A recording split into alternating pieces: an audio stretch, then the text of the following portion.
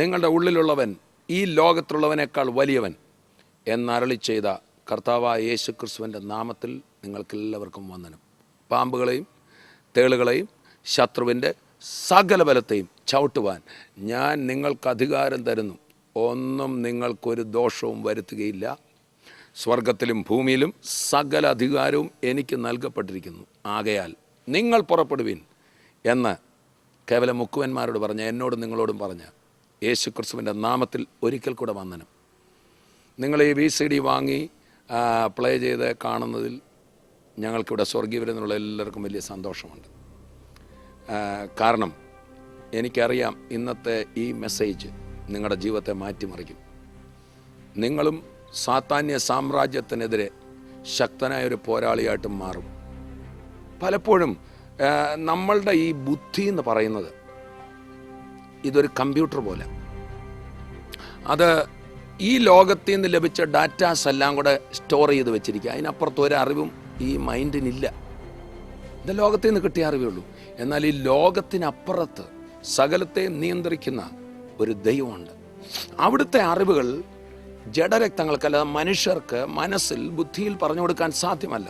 അതുകൊണ്ടാണ് യേശു പത്രോസിനോട് പറഞ്ഞത്, പത്രോസേ, ഈ വെളിപ്പാട്, ഈ അറിവ്, ഈ പരിജ്ഞാനം നിനക്ക് മനുഷ്യരാരും വെളിപ്പെടുത്തിയതല്ല, സ്വർഗസ്ഥനായ പിതാവ് നിനക്ക് വെളിപ്പെടുത്തിയതാ. ദാറ്റ് മീൻസ് റെവലേഷൻ, ഹൃദയം തുറന്ന് തന്നതാ. അങ്ങനെ അകത്തെ മനുഷ്യനിൽ ദൈവം ഒരു വലിയ ജ്ഞാനം തന്ന് തകരാൻ പോകുന്ന വ്യക്തിയും അത് പ്രാപിച്ചു കഴിയുമ്പോൾ അവൻ ജയാളിയായിട്ട് എഴുന്നേൽക്കും. ഇന്ന് തുടർന്ന് കേൾക്കാൻ പോകുന്ന സന്ദേശത്തിൽ അതാണ് സംഭവിക്കാൻ പോകുന്നത്. ഒരുപക്ഷെ നമ്മുടെ മനസ്സിൽ ഈ ലോകം തന്ന ഈ കമ്പ്യൂട്ടറിലെ പല അറിവുകളും എടുത്തു മാറ്റിയിട്ട് ഇന്ന് ജയത്തിൻ്റെ ചില പുതിയ അറിവുകൾ, വെളിപ്പാടുകൾ അവൻ നമ്മുടെ ഹൃദയത്തിൽ തരാൻ പോവുകയാണ്. അതുമായി മുമ്പോട്ട് പോകുമ്പോൾ ഇന്ന് മുതൽ നിങ്ങളുടെ ജീവിതം മാറി മറിയുവാൻ പോവുകയാണ്. എനിക്കുറപ്പുണ്ട്. കാരണം യേശു നമുക്കായി ജീവിക്കുന്നു. അവൻ സ്വർഗത്തിൽ ജീവിക്കുമ്പോൾ തന്നെ എൻ്റെയും നിങ്ങളുടെ ഉള്ളിൽ ജീവിക്കുന്നു. ആ ക്രിസ്തുവിൻ്റെ ജീവനാൽ നിറഞ്ഞ പുതു മനുഷ്യനെക്കുറിച്ച് നമുക്ക് കേൾക്കാം. ഇതിൻ്റെ മുഴുവൻ സഭയും കുടുംബമായി പ്രാർത്ഥനയോടെ നമുക്ക് ദൈവസന്നിധിയിലിരിക്കാം. തുടർന്നുള്ള സമയങ്ങൾ കർത്താവ് നമ്മെ അനുഗ്രഹിച്ചുകൊണ്ടിരിക്കും.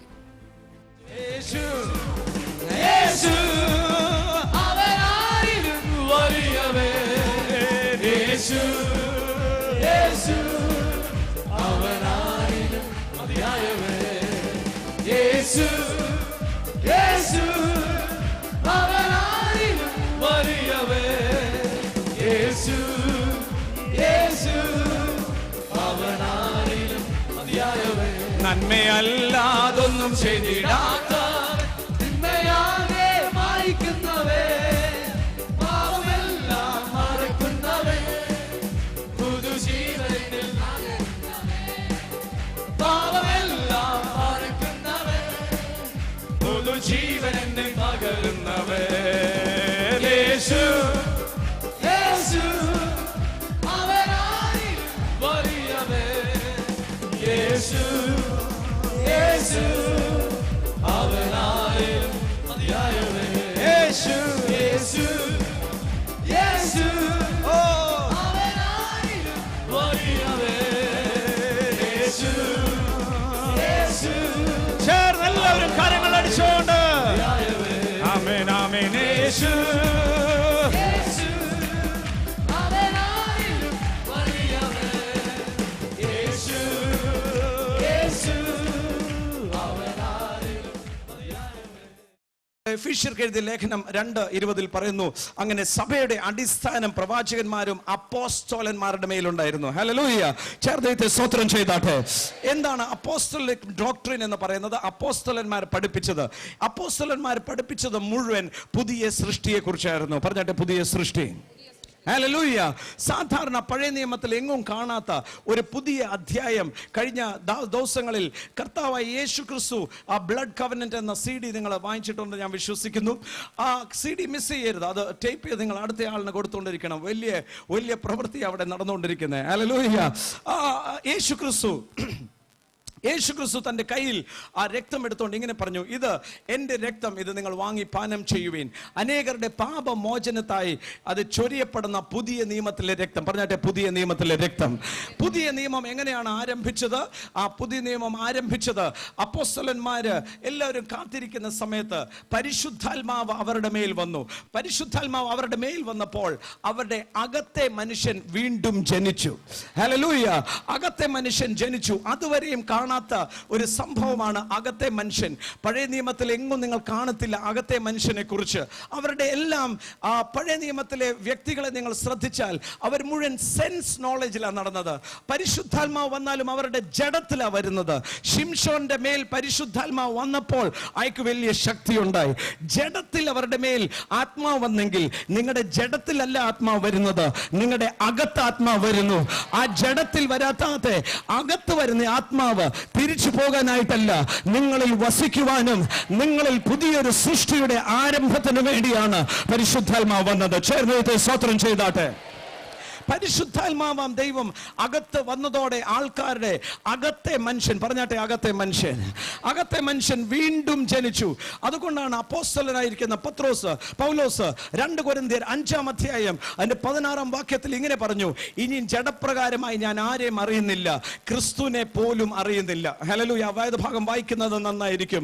2 കൊരിന്ത്യർ 5-ാം അധ്യായം 16-ാം വാക്യം. ആകയാൽ ഞങ്ങൾ ഇന്നു മുതൽ ആരെയും ജഡപ്രകാരം അറിയുന്നില്ല, ആരെയും ജഡപ്രകാരം അറിയുന്നില്ല. ക്രിസ്തുവിനെ ജഡപ്രകാരം അറിഞ്ഞുവെങ്കിലും, യേശു ക്രിസ്തുവിനെ ഞാൻ ജഡപ്രകാരം അറിഞ്ഞുവെങ്കിലും ഇനിമേൽ അങ്ങനെ അറിയുന്നില്ല, ഇനിമേൽ ഞാൻ അറിയുന്നില്ല. ചുരുക്കം പറഞ്ഞാൽ യേശു ക്രിസ്തു 3 വർഷം ഈ ഭൂമിയിൽ നടന്ന് അത്ഭുതങ്ങളും അടയാളങ്ങളും പ്രവർത്തിച്ചു. എന്നാൽ ആരെയും വീണ്ടും ജനിപ്പിക്കുവാൻ സാധിച്ചില്ല, രക്ഷിച്ചില്ല. ഹല്ലേലൂയ. ചേർന്ന് സ്തോത്രം ചെയ്താട്ടെ. ക്രൂശിൽ കിടക്കുന്ന യേശു, പലർക്കും സംശയം കാണാം, തങ്കു ബ്രദർ എന്താ ഈ പറഞ്ഞുകൊണ്ടിരിക്കുന്നത്? ക്രൂശിൽ കിടക്കുന്ന യേശുവിന് ആരെയും രക്ഷിക്കാൻ സാധിച്ചില്ല. ഹല്ലേലൂയ. ക്രൂശ് കൊണ്ട് അവസാനിക്കുകയായിരുന്നു ഈ കഥയെങ്കിൽ ഇതൊരു നല്ല മതമായി തീർന്നാണ്. ക്രൂശിൽ പോയി എല്ലാ ദിവസവും ധൂപം വെക്കായിരുന്നു. എന്നാൽ യേശു ക്രിസ്തു ക്രൂശിൽ രക്തം ചീന്തി. ഹല്ലേലൂയ. യേശു ക്രിസ്തു ജീവനില്ലാത്ത നിങ്ങളെയും എന്നെയും ജീവിപ്പിക്കുവാൻ അവിടെ രക്തം ചീന്തിയെങ്കിലും ആ രക്തത്തിന്റെ വീണ്ടെടുപ്പ് വില അവിടെ വെച്ചല്ല കൊടുത്തത്, മരിച്ചു ഉയർത്തെഴുന്നേറ്റ് രക്തവുമായി പിതാവിന്റെ അടുക്കൽ ചെന്നപ്പോഴാണ് വീണ്ടെടുപ്പ് വില കൊടുത്തത്. ഹല്ലേലൂയ. ചേർന്നേറ്റ് സ്തോത്രം ചെയ്താട്ടെ. വീണ്ടും ഞാൻ ആവർത്തിക്കാം, ക്രൂശിൽ യേശു രക്തം ചീന്തിയത് ജീവനില്ലാത്ത നമുക്ക് വേണ്ടി ജീവൻ ഉണ്ടാകാനാണെന്ന്, അല്ലെങ്കിൽ ജീവൻ പ്രാപിക്കാൻ ഒരു ബ്രിഡ്ജ് ഉണ്ടാക്കിയെങ്കിൽ അവിടെ അല്ലായിരുന്നു രക്ഷയുടെ പൂർത്തീകരണം. കാൽവരി വെച്ച് അവസാനിച്ചാൽ തീർന്നു പോയെന്നേ. യേശു അധോലോകങ്ങളിൽ പോയി കല്ലറയിൽ നിന്നും വീണ്ടും താൻ ജനിച്ച് തന്റെ സ്വന്തം രക്തമായി കൈകളാൽ നിർമ്മിക്കപ്പെടാത്ത അതിവിശുദ്ധ സ്ഥലത്ത് ചെന്ന് നിങ്ങളുടെയും എന്റെയും വീണ്ടെടുപ്പ് വില കൊടുത്തപ്പോഴാണ് പൂർണ്ണമായ വിടുതൽ നമുക്ക് ഉണ്ടായത്. അതുകൊണ്ടാണ് വചനം പറയുന്നത്, ഉയർത്തെഴുന്നേറ്റ യേശുവാണ് നിങ്ങളെയും എന്നെയും നീതീകരിച്ചത്. ചേർന്ന് ദൈവത്തെ സ്തോത്രം ചെയ്താട്ടെ.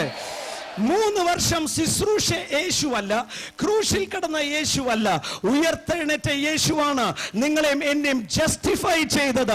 ആകയാൽ യേശു നിങ്ങളെയും എന്നെയും ദാസന്മാരിൽ നിന്നും മക്കളാക്കിയതെന്ന് മാത്രമല്ല, അപ്പന്റെ മുമ്പിൽ നിൽക്കുവാനുള്ള യോഗ്യത കൂടെ തന്നിട്ടാണ് സ്വർഗത്തിൽ പോയി സിംഹാസനത്തിൽ ഇരുന്നത്. വിശ്വസിക്കുന്നവർ ദൈവത്തെ സ്തുതിച്ചാട്ടെ. കരങ്ങൾ അടിച്ചുകൊണ്ട് കർത്താവിനെ സ്തോത്രം ചെയ്താട്ടെ. ഓ, താങ്ക് യു ജീസസ്. അതുകൊണ്ടാണ് ഇന്ന് ധൈര്യത്തോടെ നമുക്ക് കൃപാസിംഹാസനം മുൻപാകെ പോയായിരുന്നേ.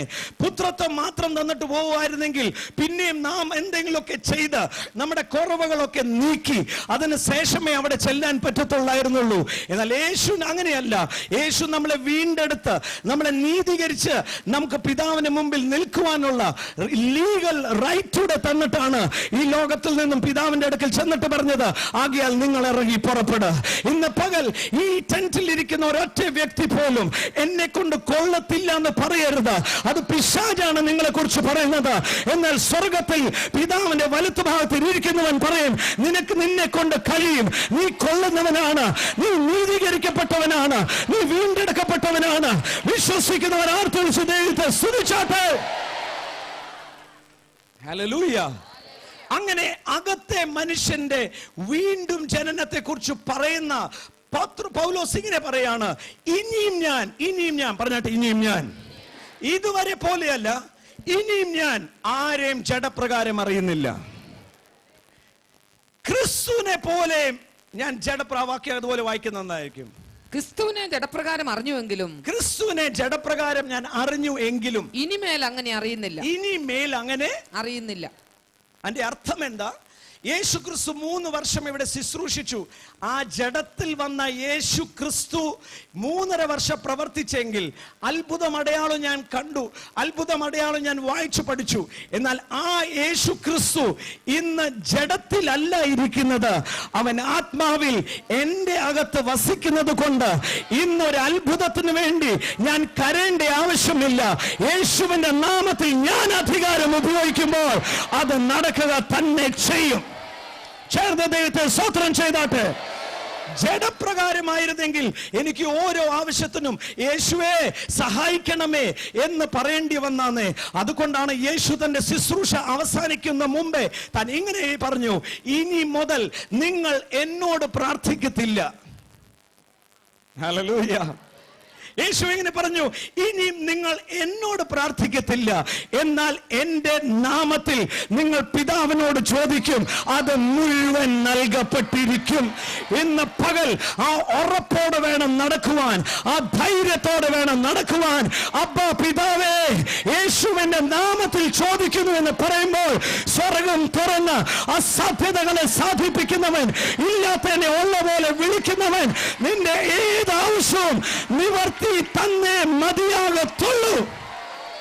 Because today you are legal heir, the son of God. Hallelujah. എന്നാൽ ഈ മുഴുവൻ പ്രക്രിയ എവിടെയാണ് നടന്നത്? അകത്താ നടന്നത്, ആത്മാവിലാ നടന്നത്. ഏദൻ തോട്ടത്തിൽ ആദാമിനെ ദൈവം സൃഷ്ടിക്കുമ്പോൾ റോമർക്ക് എഴുതിയ ലേഖനം പറയുന്നു that he could see the unseen world very clearly. അദൃശ്യമായ ലോകം തനിക്ക് നന്നായി കാണാമായിരുന്നു. എന്നാൽ പാപം ചെയ്ത നിമിത്തം ആ ഫെക്കൽറ്റി അടഞ്ഞു പോയി, അന്ധത വന്നു പോയി. അതുകൊണ്ടാണ് കൊരിന്ത്യർക്ക് എഴുതിയ ലേഖനം 1 കൊരിന്ത്യർ അതിന്റെ 2-ാമത്തെ അധ്യായം അതിന്റെ 9-ാമത്തെ വാക്യം മുതൽ വായിക്കപ്പെടുന്നു. ശ്രദ്ധിക്കുക. 2-ാം അധ്യായം 9-ാം വാക്യം. ദൈവം തന്നെ സ്നേഹിക്കുന്നവർക്ക് ഒരുക്കിയിട്ടുള്ളത് കണ്ണ് കണ്ടിട്ടില്ല, കണ്ണിന് കാണാൻ പറ്റത്തില്ല, ചെവി കേട്ടിട്ടില്ല, ചെവിക്ക് കേൾക്കാൻ മേല, ഒരു മനുഷ്യന്റെയും ഹൃദയത്തിൽ തോന്നിയിട്ടുമില്ല. ദൈവം തന്നെ സ്നേഹിക്കുന്നവർക്ക് വേണ്ടി. യേശുവിനെ സ്നേഹിക്കുന്ന എത്ര പേര് ഇവിടെ ഇരിപ്പുണ്ട്? നിങ്ങൾക്ക് വേണ്ടി ഒരുക്കാൻ പോകുന്നു എന്നല്ല അവിടെ എഴുതിയിരിക്കുന്നേ, ഒരുക്കി കഴിഞ്ഞിരിക്കുന്നത്. ഹല്ലേലൂയ. അനുഗ്രഹം ഇനി കിട്ടാൻ പോകുവല്ല, പുതിയ സൃഷ്ടി. യേശുവെ എന്ന് വിളിച്ചപ്പോൾ അകത്ത് വീണ്ടും ജനനം നടന്നതോടെ സകല അനുഗ്രഹവും നന്മയും അധികാരവും കർത്താവ് നൽകി കഴിഞ്ഞിരിക്കുകയാണ്. ചേർന്നേത്തെ സ്തോത്രം ചെയ്താട്ടെ. ഈ വേദഭാഗം അവിടെ തന്നെ വെച്ചുകൊണ്ട് 2 കൊരിന്ത്യർ 5-ാം അധ്യായം വായിച്ച വാക്യം വീണ്ടും വായിക്കുന്നു. 16-ാം വാക്യം. ആകയാൽ ഞങ്ങൾ ഇന്നു മുതൽ ആരെയും ജഡപ്രകാരം അറിയുന്നില്ല, ക്രിസ്തുവിനെ ജഡപ്രകാരം അറിഞ്ഞുവെങ്കിലും ഇനിമേൽ അങ്ങനെ അറിയുന്നില്ല.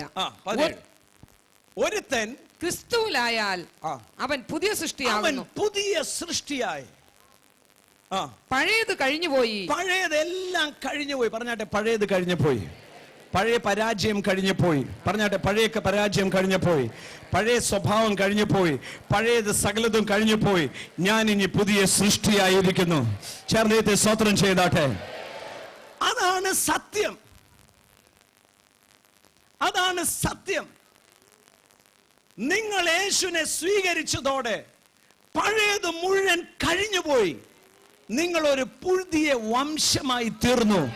ഈ വംശത്തിന്റെ അകത്ത് ഓടുന്നത് ദൈവത്തിന്റെ രക്തമാണ്, മറന്നു പോകരുത്. ഹല്ലേലൂയ. ചേർന്നേറ്റ് സ്തോത്രം ചെയ്താട്ടെ. ഇന്ന് എന്റെ ശരീരത്തിലൂടെ ഒഴുകുന്ന യേശു ക്രിസ്തുവിന്റെ പാരമ്പര്യത്തിലുള്ള രക്തമാണ്.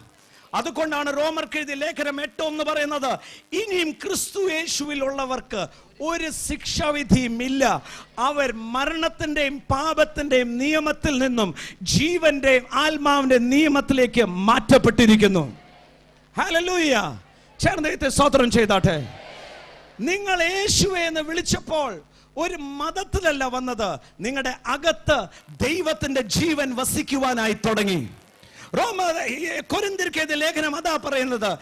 കണ്ണ് കണ്ടിട്ടില്ല, ചെവി കേട്ടിട്ടില്ല, ഹൃദയത്തിൽ നിരൂപിക്കാത്ത അനുഗ്രഹം കർത്താവായ യേശു നൽകി കഴിഞ്ഞിരിക്കുന്നു. പുതിയ സൃഷ്ടിയാകുന്നതിന് മുമ്പേ നിങ്ങൾക്ക് വേണ്ടിയത് മുഴുവൻ സൃഷ്ടിച്ച ശേഷമാ യേശു നിങ്ങളെ വീണ്ടും ജനിപ്പിച്ചത്. ആകയാൽ ഇന്ന് ദൃശ്യമായ ലോകത്തിൽ പരാജയമായിക്കോട്ടെ, ജപ്തി നോട്ടീസ് ആയിക്കോട്ടെ, രോഗമായിക്കോട്ടെ, എന്തെങ്കിലും നിങ്ങൾ കാണുന്നുണ്ടെങ്കിൽ കാഴ്ച നിങ്ങൾ വിശ്വസിക്കരുത്. അകത്തെ മനുഷ്യൻ പറയും, കാഴ്ചയാലല്ല വിശ്വാസത്താൽ അത്രേ ഞാൻ നടക്കുന്നത്, ഇത് എനിക്കുള്ളത് അല്ല എന്ന് തിരിച്ചറിയുന്നതാ വിശ്വാസം. ഹല്ലേലൂയ. ദോഷം തരുന്ന കർത്താവല്ല, നല്ല ദാനം തരുന്ന കർത്താവ്. ഹല്ലേലൂയ. ഇന്ന് രോഗത്തിന്റെ ചെറിയ സിംറ്റം പോലും നിങ്ങളുടെ ശരീരത്തിന്റെ അടുത്ത് വരുമ്പോൾ ആ രോഗത്തോട് പറയണം, സോറി, ഈ ശരീരത്തിന് നിനക്ക് പ്രവേശനമില്ല. എന്റെ അകത്തിരിക്കുന്നവൻ ഈ ലോകത്തെക്കാളും വലിയവനായതുകൊണ്ട് ഇതിവിടെ സ്വീകരിക്കുന്ന ഇടപാടില്ല. ഹല്ലേലൂയ. ചേർത്ത് സ്തോത്രം ചെയ്താട്ടെ. വായിക്കാം 10ാമത്തെ വാക്യം. നമുക്കോ ദൈവം തന്റെ ആത്മാവിനാൽ വെളിപ്പെടുത്തിയിരിക്കുന്നു. വെളിപ്പാട് എന്ന് പറഞ്ഞാൽ പുതിയ സൃഷ്ടിയല്ല, അവിടെ ഉണ്ടായിരുന്നത് കുറച്ചുകൂടെ തെളിച്ച് കാണിച്ചു. അതുകൊണ്ടാ വീണ്ടും ജനിച്ച ഒരു ദൈവ പൈതൽ അല്ലെങ്കിൽ പുതിയ സൃഷ്ടിയായിരിക്കുന്ന ഒരാള് തന്റെ മുഖം വാടത്തില്ല, തനിക്ക് എപ്പോഴും സന്തോഷമാ. അതിന്റെ കാരണം മറ്റാരും കാണാത്തതും ചിന്തിക്കാത്തതും താൻ കണ്ടുകൊണ്ടും ചിന്തിച്ചുകൊണ്ടാണ് നടക്കുന്നത്. ഹല്ലേലൂയ. ലോകം മുഴുവൻ പരാജയമായി തീർന്നു പോയെന്ന് പറയുമ്പോൾ വീണ്ടും ജനിച്ച ദൈവ പൈതൽ പറയും, എല്ലായിടത്തും എല്ലായ്പ്പോഴും യേശു ക്രിസ്തു മുഖാന്തരം എനിക്ക് ജയമുണ്ട്. ഹല്ലേലൂയ. എന്നെ കൊണ്ട് ചെയ്യുവാൻ കഴിവില്ല, എനിക്ക് കഴിവില്ലാത്തവനാണെന്ന് ലോകം പറയുമ്പോൾ വീണ്ടും ജനിച്ചവൻ ഇങ്ങനെ പറയും, എന്നെ ശക്തനാക്കുന്നവനായ യേശു ക്രിസ്തു മുഖാന്തരം എനിക്ക് സകലതും സാധിക്കും. അസാധ്യം എന്നുള്ള വാക്ക് അവരുടെ ഡിക്ഷണറിയിൽ അങ്ങ് മാറും. ഹല്ലേലൂയ. ചേർന്ന് സ്തോത്രം ചെയ്താട്ടെ. കർത്താവായ യേശു ഇന്ന് പകൽ എന്നെ ഇവിടെ നിർത്തിയിരിക്കുന്നത് എന്തിനാന്ന് ചോദിച്ചാൽ, നിങ്ങളുടെ മുമ്പിൽ ഒരു പുതിയ സൃഷ്ടിയുടെ ഉത്തമ സാക്ഷ്യമായി നിർത്തിയിരിക്കുകയാണ്. ലോകപ്രകാരം പരാജയപ്പെട്ട എന്നെ പുതിയ സൃഷ്ടിയാക്കി മാറ്റി ജയം തന്നെന്ന് മാത്രമല്ല, ഈ പട്ടണത്തിന്റെ മധ്യത്തിൽ യേശുവിന്റെ നാമത്തെ ഉയർത്തുവാൻ ദൈവം എന്നെ ഉപയോഗിച്ചെങ്കിൽ ഇതാണ് പുതിയ സൃഷ്ടിയുടെ അനുഭവം. അതിന്റെ കാരണം വീണ്ടും ജനിച്ച നാൾ മുതൽ ഞാൻ ഒരു കാര്യം തീരുമാനിച്ചു. എന്നെ കർത്താവ് വീണ്ടും ജനിപ്പിച്ചിരിക്കുന്നത് ഒരു ചെറിയ കൂട്ടായ്മ നടത്താനായിട്ടല്ല, ജെറൂസലേമിലും യഹൂദിയയിലും ലോകത്തിന്റെ അറ്റത്തോളം എന്ന് പറഞ്ഞാൽ ലോകം മുഴുവൻ എന്റെ കയ്യിൽ കർത്താവ് ഏൽപ്പിച്ചുവെന്ന് ഞാൻ പൂർണ്ണമായി വിശ്വസിച്ചു, പൂർണ്ണമായി പ്രവർത്തിച്ചു. പലപ്പോഴും ദൈവത്താൽ അസാധ്യമെന്ന് പാടുന്നുണ്ടെങ്കിലും ചില അസാധ്യമായ വിഷയം വരുമ്പോൾ നിങ്ങളും ഞാനും ദൈവത്തെ ഒതുക്കാറുണ്ട്. എല്ലാം ശരിയാണ്, പക്ഷെ ഇത് സാധിക്കത്തില്ല എന്ന് പറഞ്ഞ് നമ്മൾ തന്നെ വായിലൂടെ പറഞ്ഞ് ആ വാതിലുകൾ അടയ്ക്കുമ്പോൾ ഇന്ന് പകൽ അടഞ്ഞിരിക്കുന്ന എല്ലാ വാതിലുകളും യേശുവിന്റെ നാമത്തിൽ തുറക്കപ്പെടട്ടെ. ഇന്ന് മുതൽ അസാധ്യത എന്ന വാക്ക് വായിൽ വരാതെ എല്ലാം ക്രിസ്തു മുഖാന്തരം സാധിക്കുമെന്ന് പറയട്ടെ. അതാണ് പുതിയ സൃഷ്ടി. അകത്തെ മനുഷ്യൻ എന്ന് പറയുന്നത് വീണ്ടും ജനിച്ചതോടെ ഈ പുറമെയുള്ള കാണുന്നത് അകത്തെ മനുഷ്യന്റെ കൺട്രോളായി വരണം. അങ്ങനെ ആണെങ്കിൽ നിങ്ങൾ പറയുന്നത് അവിടെ നടന്നേ പറ്റത്തുള്ളൂ. അതാണ് പുതിയ നിയമം. പുതിയ നിയമത്തിൽ അകത്തെ മനുഷ്യൻ വീണ്ടും ജനിച്ചു. അവന് ദൈവത്തിന്റെ മുഴുവൻ ഗുണമുണ്ട്, ദൈവത്തിന്റെ അനുഗ്രഹം മുഴുവനുണ്ട്. സാത്താൻ അറപ്പാനും മുടിപ്പാനും മോഷ്ടിപ്പാനും വരുമ്പോൾ ഞാൻ നിങ്ങൾക്ക് ജീവൻ നൽകുവാനും സമൃദ്ധിയായി ജീവൻ നൽകുവാനും എന്ന് യേശു പറഞ്ഞത് തന്റെ ജീവൻ നമ്മുടെ അകത്ത് നിറയ്ക്കുന്ന കാര്യമായിരുന്നു. ഹല്ലേലൂയ. ചേർന്ന് സ്തോത്രം ചെയ്താട്ടെ. അടുത്തിരിക്കുന്ന ആളുകൾ ഒന്നുകൂടെ തൊട്ട് പറയണം, ഒരിക്കലും ഒതുങ്ങിപ്പോകരുത്, ഒരിക്കലും അതിർത്തി ഉണ്ടാക്കരുത്.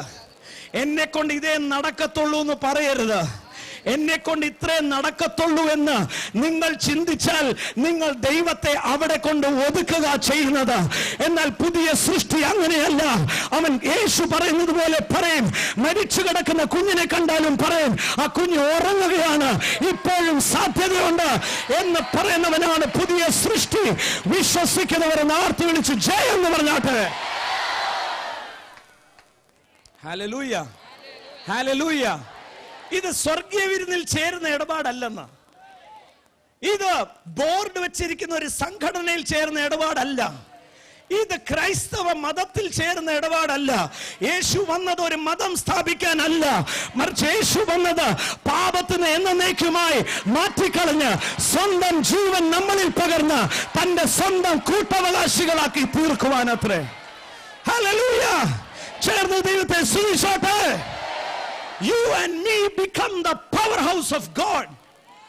Hallelujah.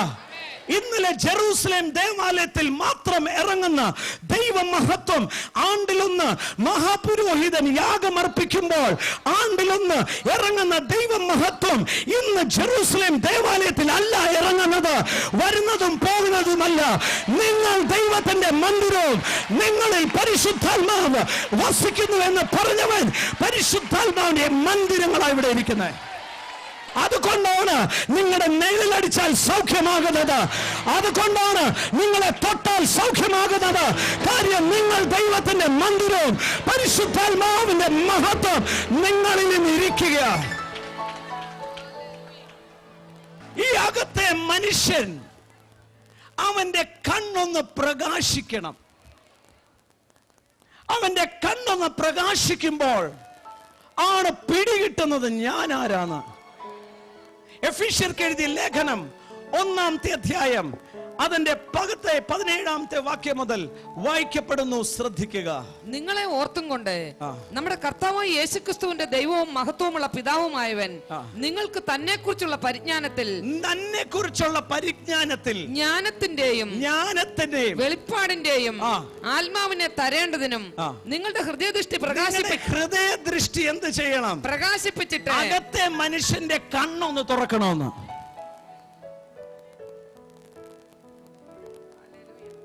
അകത്തെ മനുഷ്യനെ ഒന്ന് ബലപ്പെടുത്തണമെന്ന്. യേശുക്രിസ്തുവിന്റെ മുഴുവൻ പ്രവൃത്തിയും അകത്തെ മനുഷ്യന്റെ ബലത്തിലായിരുന്നു. അതുകൊണ്ടാണ് പൗലോസ് താൻ പ്രാർത്ഥന പഠിപ്പിക്കുമ്പോൾ ഏതോ ദാസൻ പ്രാർത്ഥിച്ചതുപോലെ അബ്രഹാമിന്റെയും ഇസഹാക്കിന്റെയും യാക്കോബിന്റെ ദൈവമേ എന്നല്ല പ്രാർത്ഥിച്ചത്. യാബേസ് പ്രാർത്ഥിച്ചതുപോലെ എന്നെ അനുഗ്രഹിക്കണമേ എന്ന് പ്രാർത്ഥിച്ചതല്ല. ചിലരിങ്ങനെ പ്രാർത്ഥിക്കുന്നത് കാണാം, യാക്കോബ് ദൂതനോട് മല്ല് പിടിച്ചതുപോലെ ഞാൻ പിതാവേ ഇന്ന് മല്ല് പിടിച്ച് അനുഗ്രഹം പ്രാപിക്കാൻ പോവാ. ഇന്ന് നിങ്ങളും ഞാനും മല്ല് പിടിക്കേണ്ട, ക്രിസ്തു മുഖാന്തരം അനുഗ്രഹിച്ച് കഴിഞ്ഞിരിക്കുക. എന്നാൽ പൗലോസ് ഒരു പ്രാർത്ഥന പഠിപ്പിച്ചു. ആ പ്രാർത്ഥനയുടെ സാരാംശം ഇതാണ്: അകത്തെ മനുഷ്യനൊന്ന് ബലപ്പെടണം. എല്ലാവരും എടുത്താട്ടെ. എഫീഷ്യർക്ക് എഴുതിയ ലേഖനം 3-ാമത്തെ അധ്യായം. ഹല്ലേലൂയ. 3-ാമത്തെ അധ്യായം അതിന്റെ 16-ാമത്തെ വാക്യം മുതൽ വായിച്ചാട്ടെ. എല്ലാവരും ഒന്നിച്ച് വായിക്കാൻ പോവാം. ഓ ശഖറദരിയാന്ധുരബ. എല്ലാവരും ചേർന്ന് ഒരു മനസ്സോടെ വായിച്ചാട്ടെ. അവൻ തന്റെ മഹത്വത്തിന്റെ ധനത്തിനൊത്തവണ്ണം അവന്റെ ആത്മാവിനാൽ നിങ്ങൾ അകത്തെ മനുഷ്യനെ ആരെയാണ്? അകത്തെ മനുഷ്യനെ അകത്തെ മനുഷ്യൻ പറഞ്ഞാട്ടെ. അകത്തെ മനുഷ്യൻ ശക്തിയോടെ ബലപ്പെടേണ്ടതിനും പുറമെയുള്ള മനുഷ്യനല്ല.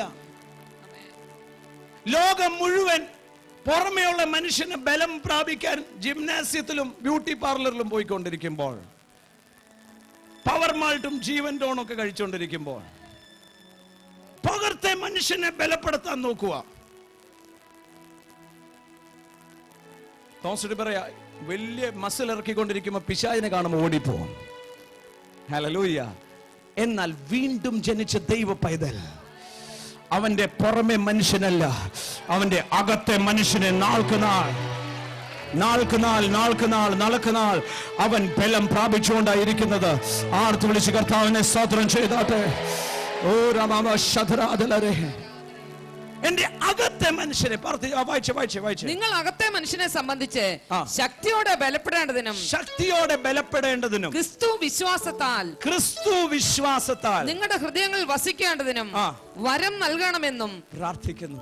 നിങ്ങൾ സ്നേഹത്തിൽ വേരൂന്നി അടിസ്ഥാനപ്പെട്ടവരായി വീതിയും നീളവും ഉയരവും ആഴവും എന്തെന്ന് സകല വിശുദ്ധന്മാരോടുകൂടെ ഗ്രഹിപ്പാനും പരിജ്ഞാനത്തെ കവിയുന്ന ക്രിസ്തുവിന്റെ സ്നേഹത്തെ അറിയുവാനും പ്രാപ്തരാകുകയും ദൈവത്തിന്റെ എല്ലാ നിറവിനോളം, ദൈവത്താൽ നിറയണമെന്നല്ല,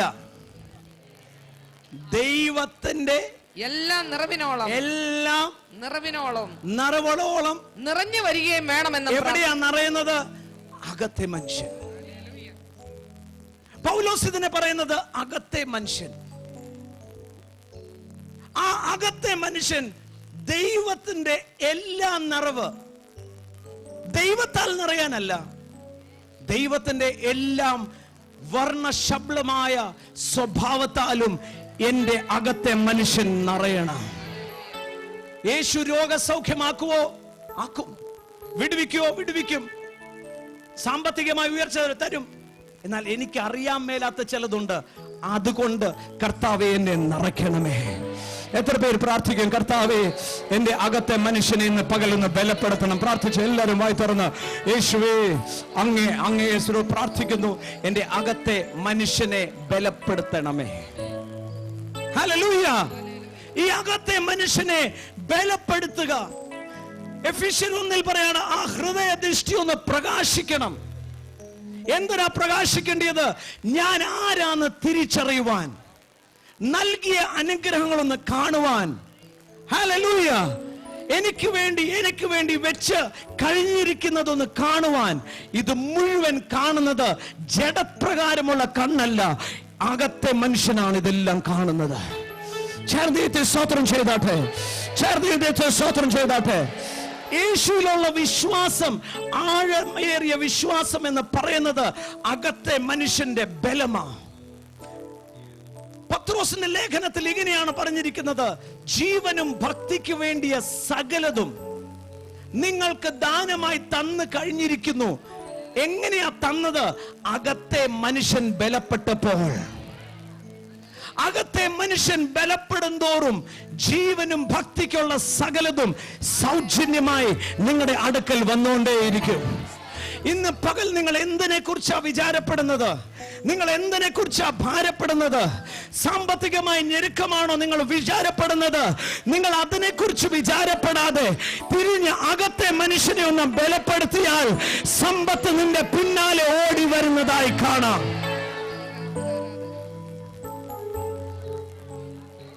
ഇന്ന് രാവിലെ ഭക്ഷണം കഴിച്ചല്ലേ നിങ്ങൾ ഇങ്ങോട്ട് വന്നത്? ഇന്ന് വീണ്ടും ഉച്ചയ്ക്ക് ഭക്ഷണം കഴിക്കുമ്പോൾ ആരും നിങ്ങളോട് ചോദിക്കത്തില്ല, എന്താ പിന്നെയും ഭക്ഷണം കഴിക്കുന്നത്? ഉച്ച കഴിഞ്ഞാൽ വൈകുന്നേരം ഒരു ലൈറ്റ് കാപ്പി, വൈകുന്നേരം ആകുമ്പോൾ ഒരു ബിരിയാണിയും കൂടെ, ആരും ചോദിക്കത്തില്ല ഇത് എന്നാ കഴിപ്പാണെന്ന്.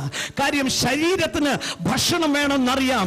എന്നാൽ എന്റെ അകത്തൊരാൾ ഇരിപ്പുണ്ട്, അയക്ക് 3 അല്ല, എല്ലാ നേരം ഭക്ഷണം കൊടുത്തോണ്ടിരുന്നാൽ ജീവനും ഭക്തിക്ക് വേണ്ടിയത് മുഴുവൻ നിന്റെ കാൽ ചോട്ടിൽ വന്ന് ദൈവം തരും.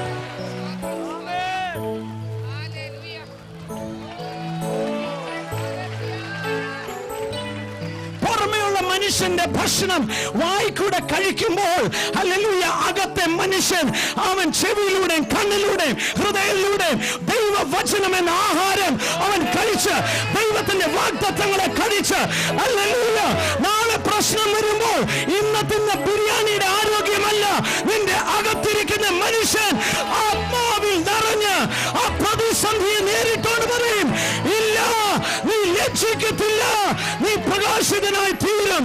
ചേർന്ന് ദൈവത്തെ സ്തുതിച്ചാട്ടെ. കരങ്ങളടിച്ചോണ്ട്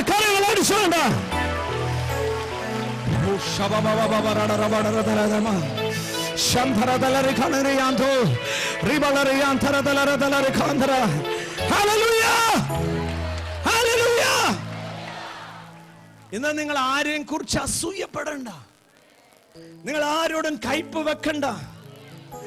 പത്രോസ് തന്റെ ലേഖനത്തിൽ പറയുന്നത് നിഗൂഢമായ മനുഷ്യൻ,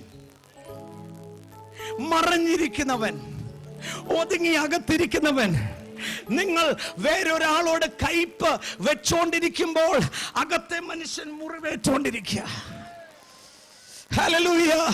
നിങ്ങൾ ഒരാളുടെ എതിരെ സംസാരിക്കുമ്പോൾ, അയാളെ കുറിച്ച് തിന്മ പറയുമ്പോൾ, അകത്തെ മനുഷ്യൻ നിഗൂഢമായിരിക്കുന്നവൻ മുറിവേറ്റോണ്ട് പുറത്തെ മനുഷ്യനോട് പറയുകയാണ്, ഇനിയും എന്നെ ഉപദ്രവിക്കരുത്, എനിക്ക് വല്ല വിധേനയും യേശുവിന്റെ ജീവൻ എനിക്ക് താ, യേശുവിന്റെ സ്വഭാവം എനിക്ക് താ, സ്നേഹിക്കാൻ നിർബന്ധിക്കും.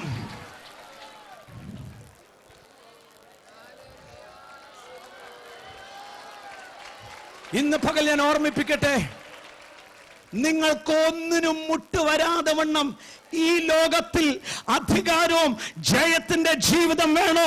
ക്രിസ്തുവിന്റെ ജീവൻ നിങ്ങളിൽ നിറഞ്ഞു നിൽക്കുമ്പോൾ, അകത്തെ മനുഷ്യൻ ആരോഗ്യപരമായി നടക്കുമ്പോൾ, നിങ്ങൾ ഒന്നിനെ കുറിച്ചും വിചാരപ്പെടേണ്ട ആവശ്യമില്ല. ലോകം പറയും, കുറച്ച് ചതിവില്ലെങ്കിൽ ഈ ലോകത്തിൽ ജീവിക്കാൻ മേല, കുറച്ചൊക്കെ വളഞ്ഞ മാർഗം വേണം. എന്നാൽ അകത്തെ മനുഷ്യൻ പറയും, വേണ്ടേ വേണ്ട. ഹല്ലേലൂയ. യേശു പറഞ്ഞതുപോലെ നീ ജീവിച്ചാൽ ഞാൻ ഏറ്റു ബാക്കി കാര്യങ്ങൾ. ചേർന്ന ദൈവത്തെ സ്തോത്രം ചെയ്താട്ടെ. ദൈവവചനം നിങ്ങൾ മുഴുവൻ വായിച്ചാൽ ഈ കാഴ്ചയുള്ള ലോകം മുഴുവൻ താൽക്കാലികമാ. ഇതിനേക്കാളും സത്യവും ഇതിനേക്കാളും ഉറപ്പുള്ളത് അദൃശ്യമായ ലോകത്ത്. ആ അദൃശ്യമായ ലോകത്തിൽ നിന്നും പിടിച്ചെടുക്കുന്നത് അകത്തെ മനുഷ്യന്. ചേർന്ന ദൈവത്തെ സ്തോത്രം ചെയ്താട്ടെ. അതുകൊണ്ടാണ് ദൈവവചനത്തിൽ ഇങ്ങനെ എഴുതിയിരിക്കുന്നത്, നിങ്ങളുടെ അകത്തെ മനുഷ്യന് അസ്ഥിരത ഉണ്ടാക്കരുത്. ഇവിടെ വരുന്നവരോട് ഞാൻ എപ്പോഴും പറയും, 100 ഉപദേശം കേൾക്കാൻ പോകരുത്, ഒരൊറ്റ ഉപദേശത്തിൽ നിൽക്കണം. സമൃദ്ധിയായി അനുഗ്രഹിക്കപ്പെടണം എന്ന് ഇവിടെ പഠിപ്പിച്ചപ്പോൾ അപ്പുറത്ത് പറയാണ്, അങ്ങനെയൊന്നുമല്ല. യാക്കോബ് കണ്ടില്ലേ, കരഞ്ഞ് പ്രാർത്ഥിച്ചത് കൊണ്ട് അനുഗ്രഹം. നിങ്ങൾ ഇവിടെ നിന്നും കേട്ടോണ്ട് പോയത് നിങ്ങൾക്ക് അനുഗ്രഹം ലഭിച്ചു കഴിഞ്ഞു. തിരിച്ചപ്പുറത്ത് പോയി കേട്ടത് കിട്ടിയിട്ടില്ല, കുറച്ചുകൂടെ ഒന്ന് നന്നാകാനുണ്ട്. മരുഭൂമിയുടെ അനുഭവമല്ലേ? പുറമെയുള്ള നിങ്ങൾക്കറിയാം ഇത് തെറ്റാന്ന്, പക്ഷേ മുറിവ് ഏക്കണ്ടെടുത്ത് ഏറ്റു, അകത്തെ മനുഷ്യൻ അസ്ഥിരനായി പോയി. അതുകൊണ്ടാണ് ദൈവവചനത്തിൽ പറയുന്നത്, അസ്ഥിരനായിരിക്കുന്ന മനുഷ്യൻ ദൈവത്തിൽ നിന്നും ഒന്നും കിട്ടുമെന്ന് പ്രതീക്ഷിക്കരുത്. കാരണം അകത്തെ മനുഷ്യൻ അസ്ഥിരന. കാര്യം സത്യം അറിയാമെങ്കിലും 100 തരത്തിലുള്ള മെസ്സേജ് കേട്ട് അകത്ത് അസ്ഥിരത. നിങ്ങൾ പറയും, ഞാൻ സ്നാനപ്പെട്ടവനാണ്, കൂട്ടായ്മയിൽ പോകുന്നുണ്ട്, എല്ലാ ഞായറാഴ്ച കർത്തൃമേശ ഉണ്ട്, എന്നിട്ടും എനിക്ക് എന്താ സമൃദ്ധി വരാത്തത്? എന്താണെന്നറിയാമോ? അകത്തെ മനുഷ്യന് സ്ഥിരത വന്നിട്ടില്ല. ഹല്ലേലൂയ. ഞാൻ ചലഞ്ച് ചെയ്ത് പറയാം, ക്രിസ്തുവിന്റെ ഉപദേശം മാത്രം കേട്ട് ക്രിസ്തു പറഞ്ഞിരിക്കുന്ന വഴിയിൽ നിന്നാൽ നീ ഉയർച്ച തന്നെ പ്രാപിക്കും, താഴ്ച പ്രാപിക്കത്തില്ല. അവനെ നോക്കിയവർ പ്രകാശിതരായി, അവരുടെ മുഖം ലജ്ജിച്ചിട്ടില്ല എന്ന് എന്റെ കയ്യിലിരിക്കുന്ന ഈ വചനം പറഞ്ഞെങ്കിൽ നിന്റെ മുഖം ലജ്ജിപ്പാൻ അവൻ സമ്മതിക്കത്തില്ല.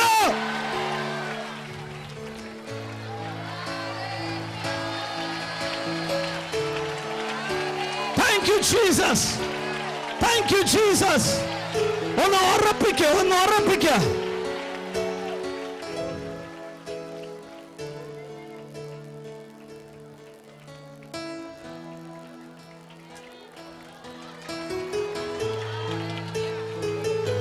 എഫെസ്യർക്ക് എഴുതിയ ലേഖനം പറയാണ്, അകത്തെ മനുഷ്യന്റെ കണ്ണൊന്ന് പ്രകാശിക്കട്ടെ. പ്രകാശിച്ചിട്ട് എന്തിനാ നിന്നെ വിളിച്ചെന്നും വിളിക്കകത്ത് നിൽക്കുന്ന അനുഗ്രഹവും അവകാശം എന്താന്ന് മനസ്സിലാക്കിയിട്ട്, അത് മനസ്സിലാക്കിയിട്ട് എന്ത് ചെയ്യണം? അതിൽ വിശ്വസിക്കണം. Hallelujah, hallelujah, hallelujah. ഇന്ന് ആകപ്പാടെ കഷ്ടപ്പാടാണ്, പട്ടിണിയാണ്. അതുകൊണ്ട് ഇത് ദൈവഹിതമാണ് പറഞ്ഞുകൊണ്ട് പട്ടിണിയെ കെട്ടിപ്പിടിക്കാതെ, ഇതല്ല എന്റെ ഡെസ്റ്റിനി, ഇതിനല്ല എന്നെ ദൈവം വിളിച്ചത്, ദാരിദ്ര്യത്തെ ഞാൻ യേശുവിന്റെ നാമത്തിൽ എന്റെ കുടുംബത്തിൽ ഇറങ്ങാൻ കൽപ്പിക്കുന്നു എന്ന്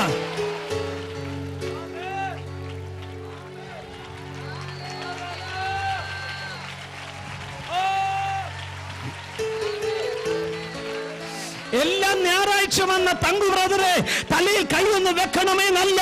കർത്താവായ യേശു തങ്കു ബ്രദറിന്റെ അകത്തുണ്ടെങ്കിൽ എന്റെ അകത്തും അതേ യേശു ആയിരിക്കുന്നത്. ആകയാൽ യേശുവിന്റെ നാമത്തിൽ എന്റെ കുടുംബത്തെ ഇറങ്ങ പിശാചേ.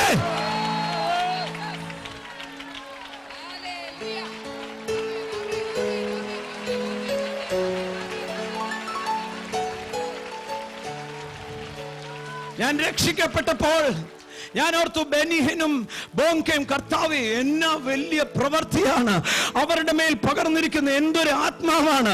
കർത്താവിനെ തിരിഞ്ഞു നോക്കി പറഞ്ഞു, അതേ പരിശുദ്ധാത്മാവ് ആണ് നിന്റെ അകത്തും ഇരിക്കുന്നത്, അതേ അഭിഷേകമാണ് നിന്റെ മേലും ഇരിക്കുന്നത്. ഹല്ലേലൂയ. അത് ഞാൻ ഏറ്റെടുത്തു, അത് ഞാൻ ഏറ്റെടുത്തു. ഞാൻ എന്നോട് തന്നെ പറഞ്ഞു, അവരാൽ ചെയ്യുന്നതിനേക്കാളും അധികം കർത്താവിന്റെ കയ്യാലെ ചെയ്യിച്ചെടുക്കും. യേശുവിന്റെ നാമത്തിൽ അകത്തെ മനുഷ്യനെ തിരിച്ചറിയാം. യേശു പറഞ്ഞു, ഞാൻ ചെയ്യുന്നത് നിങ്ങൾ ചെയ്യും, അധികമായി ചെയ്യും.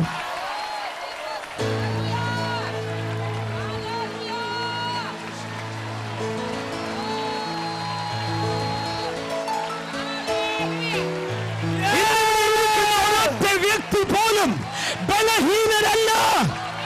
യേശുവിനെ വിശ്വസിച്ച് വീണ്ടും ജനിച്ചെങ്കിൽ നിന്റെ അകത്തിരിക്കുന്നവൻ ഈ ലോകത്തിലുള്ള എല്ലാം പിശാചിനെക്കാളും വലിയവനാകിയാൽ നിന്റെ വായിലൂടെ പറഞ്ഞാൽ അതുപോലെ തന്നെ നടക്കും.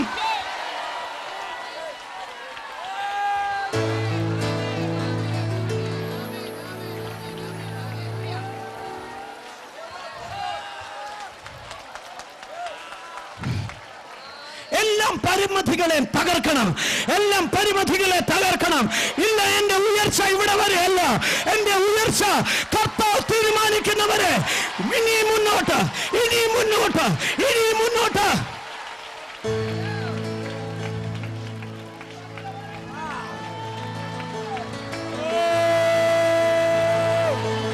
അകത്തെ മനുഷ്യൻ, അകത്തെ മനുഷ്യൻ, പുറമെയുള്ള മനുഷ്യൻ, അകത്തെ മനുഷ്യൻ അവൻ ബലം പ്രാപിച്ചുകൊണ്ടിരിക്കുമ്പോൾ എങ്ങനെയാണ് അവൻ ബലം പ്രാപിക്കുന്നത്?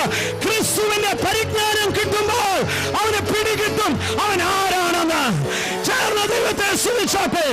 ആത്മാവിന്റെ വലിയൊരു പ്രവാഹം ഒഴുകുമ്പോൾ കരങ്ങൾ അടിച്ചുകൊണ്ട് ആത്മാവിൽ നിറഞ്ഞട്ടെ. കരങ്ങൾ അടിച്ചുകൊണ്ട്, കരങ്ങൾ അടിച്ചുകൊണ്ട്.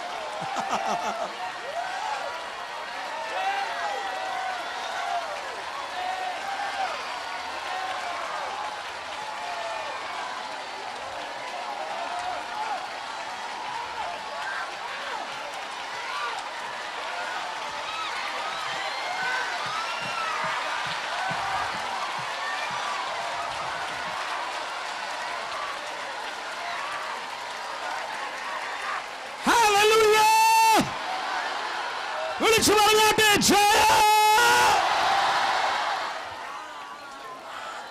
നിങ്ങളുടെ അകത്തെ മനുഷ്യന്റെ കണ്ണൊന്ന് തുറന്നാൽ ഒരു കാര്യം പിടികിട്ടും. വചനം പറയുന്നു, ക്രിസ്തുവിന്റെ അകത്തുണ്ടായിരുന്ന അതേ പരിശുദ്ധാത്മാവ് നിങ്ങളുടെ അകത്തും ഇന്ന് വ്യാപരിക്കുന്നു. ക്രിസ്തുവിന്റെ അകത്തെ ആത്മാവ് എന്താണെന്നറിയാമോ? വചനം പറയുന്നു, അവനെ മരണത്തിൽ നിന്നും എഴുന്നേൽപ്പിച്ചു. ഹല്ലേലൂയ. കല്ലെറിഞ്ഞ് പൗലോസിനെ കല്ലെറിഞ്ഞ് അവനെ തകർക്കുമ്പോൾ അവൻ തീർന്നു എന്ന് ലോകം പറഞ്ഞപ്പോൾ പൗലോസ് പറഞ്ഞു, നിൽക്കട്ടെ, ഞാൻ തീർന്നിട്ടില്ല. എന്റെ അകത്തിരിക്കുന്നവൻ എന്നെ എവിടെയാണോ തളർത്തത് അവിടെ തന്നെ ഞാൻ വെളി വരുന്നു.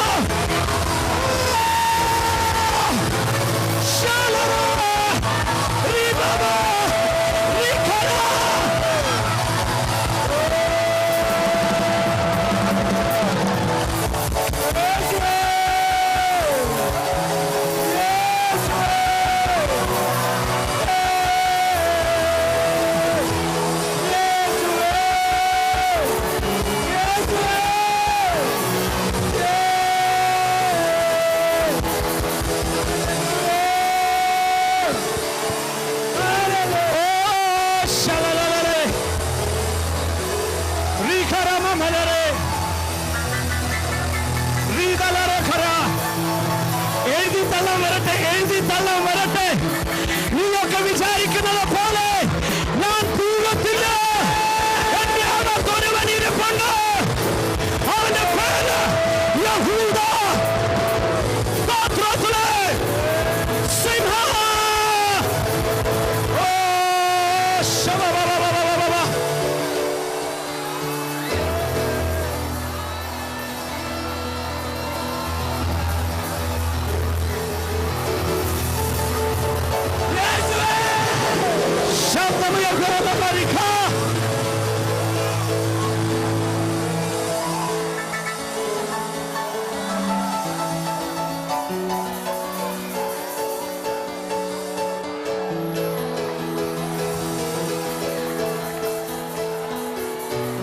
ജീസസ്.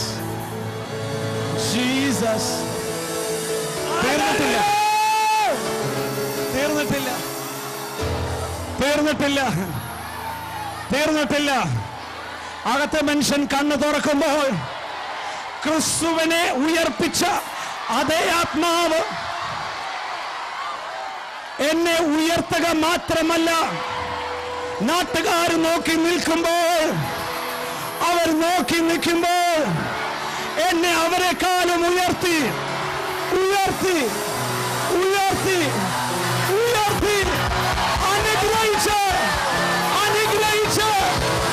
അനുഗ്രഹിച്ച് ഹല്ലേലൂയ.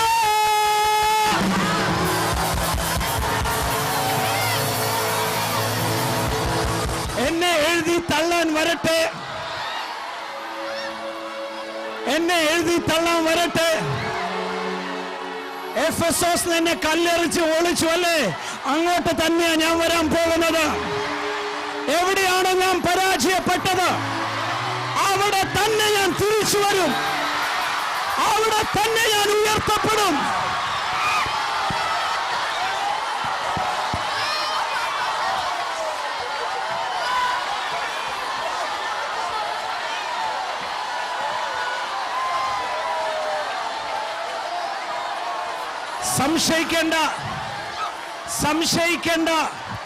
സംശയിക്കേണ്ട. ഏത് കോട്ടയം പട്ടണമാണോ ഈ ഉള്ളവനെ തകർത്തത്, അതേ കോട്ടയം പട്ടണത്തോട് മധ്യത്തിൽ നിന്നുകൊണ്ട് ഉയർച്ചയുടെ യേശുവിനെ പ്രസംഗിക്കുക.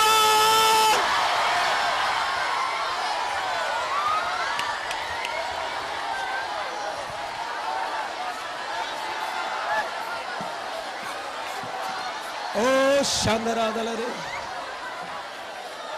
അകത്തെ മനുഷ്യൻ നാൾക്കുനാൾ ബലം പ്രാപിക്കുമ്പോൾ പൗലോസ് പറയുന്നു, ഞാൻ ജഡപ്രകാരം നടക്കുന്നു എങ്കിലും എന്റെ പോരിന്റെ ആയുധം ജഡികങ്ങളല്ല, എല്ലാം കോട്ടകളെ ഇടിപ്പാൻ ശക്തനായിരിക്കുന്ന അകത്തെ മനുഷ്യൻ.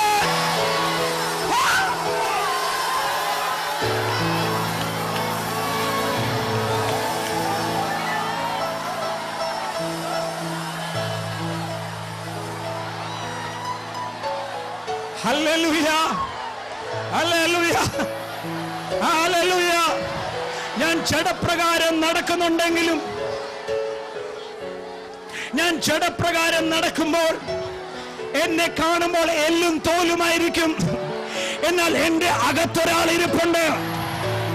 എല്ലാ കോട്ടകളെ ഇടിപ്പാൻ, ക്രിസ്തുവിന്റെ പരിജ്ഞാനത്തിന് വിരോധമായി വരുന്ന ചിന്തകളെ ഇടിപ്പാൻ ശക്തനായിരിക്കുന്നവൻ എന്റെ അകത്തെ മനുഷ്യൻ.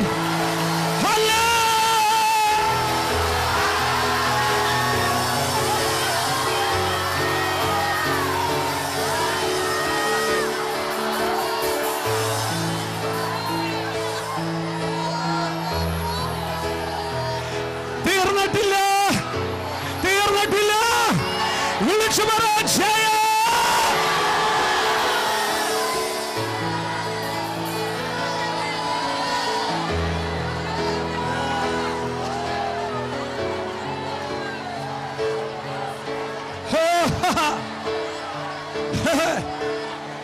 പുതിയ സൃഷ്ടിയെ പാമ്പ് കടിച്ചാൽ, ഓ നാട്ടുകാര് പറയും ഇവൻ ഇവിടെ ചത്തു വീഴും, ഇപ്പോൾ തന്നെ ചത്തു വീഴും.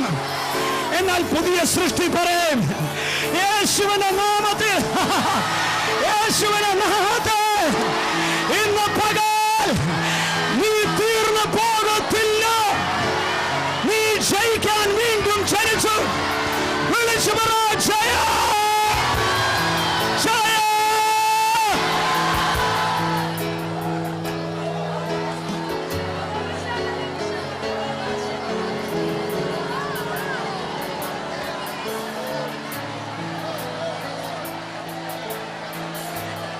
ഇതിന്റെ പേരാ രക്ഷിക്കപ്പെടുക. ഇതിന്റെ പേരാ രക്ഷിക്കപ്പെടുക. രക്ഷിക്കപ്പെടുക എന്ന് പറയുമ്പോൾ കണ്ണീരോടെ മൗനമായിരിക്കുന്നതല്ല. എല്ലായിടത്തും, എല്ലായ്പ്പോഴും ക്രിസ്തു മുഖാന്തരം ജയ, ജയ, ജയ.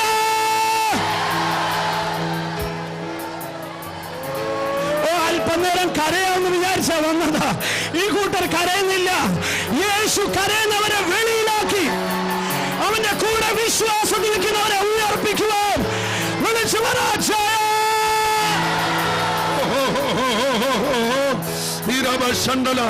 ഇന്ന് പകൽക്കാലം ദൈവത്തിന്റെ ആത്മാവ് പറയുന്നു, നിനക്ക് ദൈവം വെച്ച ഉയർച്ചയ്ക്ക് ഇപ്പുറത്ത് ആരൊക്കെ അതിരിട്ടിട്ടുണ്ടോ, ആത്മാവ് അതിരുകളെ പൊട്ടിക്കുന്ന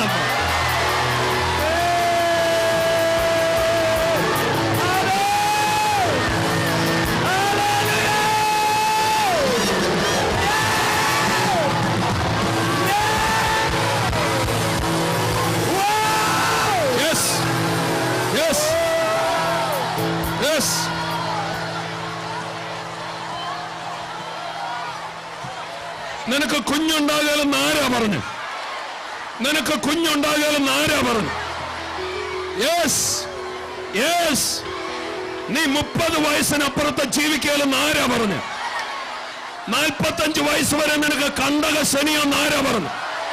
സാത്താനിട്ട് അതിരിനെ പൊട്ടിക്കുക, സാത്താനിട്ട് അതിരിനെ പൊട്ടിക്കുക. നിന്റെ കുടുംബത്തിൽ പാരമ്പര്യ ശാപമെന്ന് ആരാ പറഞ്ഞു? നിന്റെ വല്യപ്പനുണ്ടായി, നിന്റെ അപ്പന പ്രശ്നമുണ്ടായി, ഇപ്പൊ നിനക്കുണ്ടല്ലേ? അതിനെ പൊട്ടിക്കാനാ യേശു.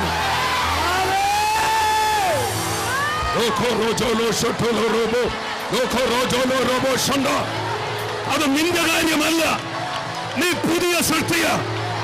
ഒരു ബാധയും നിനക്ക് അടുക്കത്തിൽ, ഒരു ശാപവും നിനക്ക് അടുക്കത്തിൽ. അത് പഴയ സൃഷ്ടിയുടെ മേൽ, അത് പാപിയുടെ മേൽ. എന്റെ കയ്യിൽ ബുൾഡോസർ ഇല്ല, എന്റെ കയ്യിൽ തോക്കില്ല.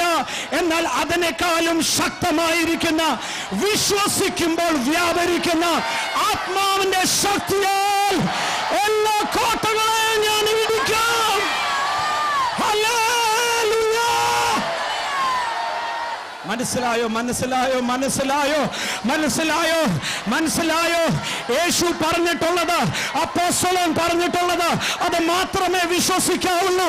ഉപദേശി പറഞ്ഞതല്ല, അത് ഡോക്ടർമാർ പറഞ്ഞതല്ല, ഏതോ പത്രവാർത്തയല്ല. എന്നെ കുറിച്ച് പറഞ്ഞിരിക്കുന്നത് ഞാൻ ഉയർച്ച തന്നെ പ്രാപിക്കും, താഴ്ച പ്രാപിക്കത്തില്ല. ഞാൻ എല്ലായിടത്തും എല്ലായ്പ്പോഴും എനിക്ക് ജയം.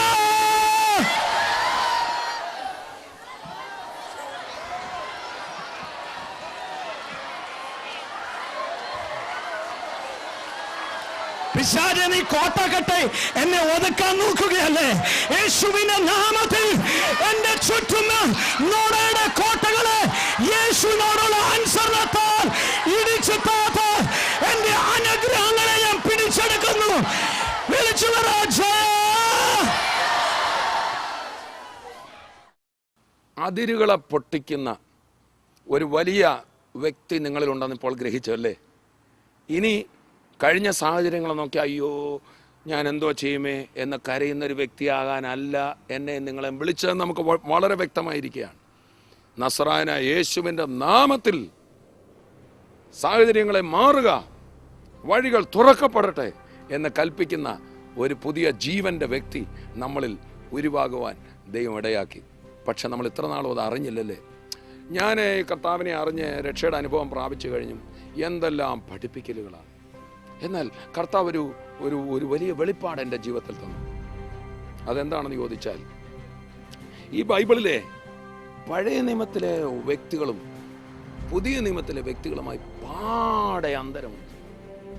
പലരും ധരിച്ചിരിക്കുന്ന ഒരു കാര്യമുണ്ട്, ഈ പ്രത്യേകിച്ച് ക്രിസ്ത്യാനികൾ, എൻ്റെയും ജീവിതത്തിൽ ഒരു ധാരണ എങ്ങനെയായിരുന്നു, പഴയ നിയമത്തിൽ കാണുന്ന യഹോവയാം ദൈവം പിതാവ്, ഈ ഭൂമിയിൽ വന്ന് 3.5 വർഷം പ്രവർത്തിച്ച യേശു പുത്രൻ, പിന്നെ പരിശുദ്ധാത്മാവ്.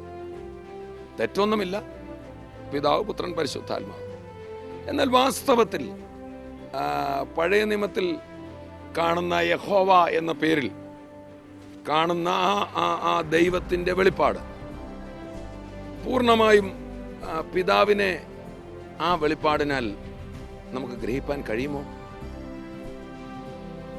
യോഹന്നാൻ തന്റെ സുവിശേഷത്തിൽ പറയാണ്, ദൈവത്തെ ആരും ഒരു നാളും കണ്ടിട്ടില്ല. അങ്ങനെയാണെങ്കിൽ പഴയ നിയമത്തിൽ ആരെങ്കിലും ദൈവത്തെ കണ്ടോ? മുൾപ്പടർപ്പിൽ മോശ ദൈവത്തെ കണ്ടോ? യാക്കോബ് ദൈവത്തെ കണ്ടെന്ന് പറഞ്ഞിട്ടില്ലേ? എന്നാൽ യോഹന്നാൻ അസന്നിഗ്ധമായി പ്രഖ്യാപിക്കുന്നു, ദൈവത്തെ ആരും ഒരു നാളും കണ്ടിട്ടില്ല.